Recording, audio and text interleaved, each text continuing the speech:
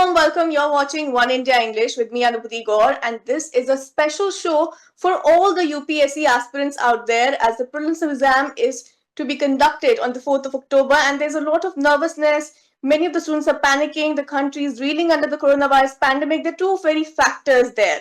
So, in this special discussion, we are joined by Mr. Abhishek Sharma, who's the chairman of the Civil Academy in Meerut. Thanks a lot for joining us, sir.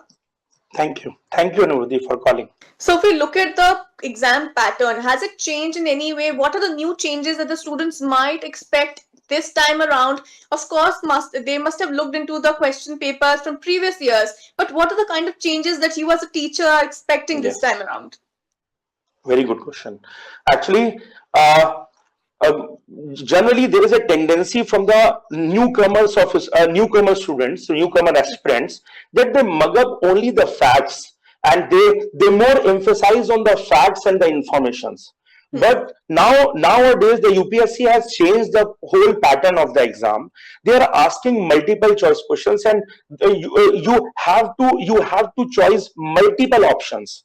So in that case, they include certain options from the conceptual sides and certain options from the factual side.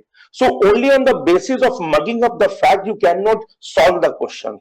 So there is a combination of concept plus the fact. So emphasize on both the sides, the concept part and the fact part, not only on the fact part.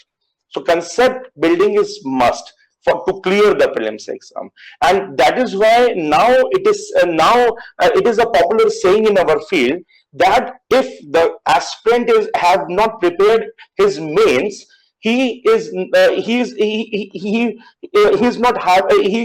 going to clear the prelims, because the mains is a conceptual part, and if you haven't prepared your mains, there will be difficulty in clearing the prelims as well, because prelims will also include so many aspects from the mains part as well. Well, yes, that's very interesting there, because I know a lot of people who are just waiting for the prelims to get over and they're deciding if the prelim goes good, then they will think about the main. So how do you see about it as a teacher, that a lot of students there who think that, once they give the exam, it will be clear to them whether they are qualifying or not, whether they'll make it to the mains, and whether they should prepare for mains or not. So that is one question lingering in every mind. So how do you answer that? Actually, this is not the good strategy, that prepare the mains after prelims. Think logically. There are only 2 objective papers in prelims. You devote your whole year in preparing 2 objective papers whose scores are not going to included in the final merit. But the mains, which is having the 9 written papers, and in general studies itself having 14 subjects. So how you will cover the 14 written subjects of general studies, 1 optional paper, 1 essay, and 1 English paper and 1 language paper in a span of 3 months, if you are preparing and you are emphasizing the whole year on the 2 objective paper? So this is not the good strategy. The 3 months preparation after the prelims for the mains, it is only to revise your mains part and prepare the new current affair part, like the economic part, like the science and technology, and the new current affair and international relation part. This 3 months is only to revise, not to prepare the whole new syllabus. So if you are going with this strategy, this will not work for sure. You have to prepare your mains just before your prelims. This is my side. Yeah. So also there's a lot of nervousness that's there. There are a lot of new aspirants who are preparing for the first time during these exams. Now there are people who've been preparing for a long time, and this could be their second, third attempt. So how is it different for a person who's appearing for the first time and person who's appeared even before?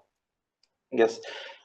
Both have the different nervousness. Actually, the person who is going to appear third time or fourth time, he is having a different kind of pressure. He is having the peer pressure. He is having the pressure of neighbor. He is having the pressure of teachers, because this time I have to crack it. So there is a different kind of pressure on that guy, that poor guy, and there is a different pressure on this newcomer. Actually, this newcomer want to crack the exam in the very first attempt. Yeah. But he or she is not has not seen the actual situation. So Hmm. he's going to have the fresh experience. So Hmm. there are certain nervousness. Both are having the nervousness, but the thing is, the experienced person, the experienced candidate, know the seriousness of this exam, the difficulty level of this exam, and the competition of the exam, because there are only 800 to 900 seats among the 8 to 9 lakh aspirants. So Yeah. this reality is well known by that older guy, but this new guy is going to face that reality. Hmm. But the enthusiasm, the self confidence is more in the fresher one, in the Yeah. comparison of that third. But the experience is with the older one. So Older both one. are having some pros and some cons.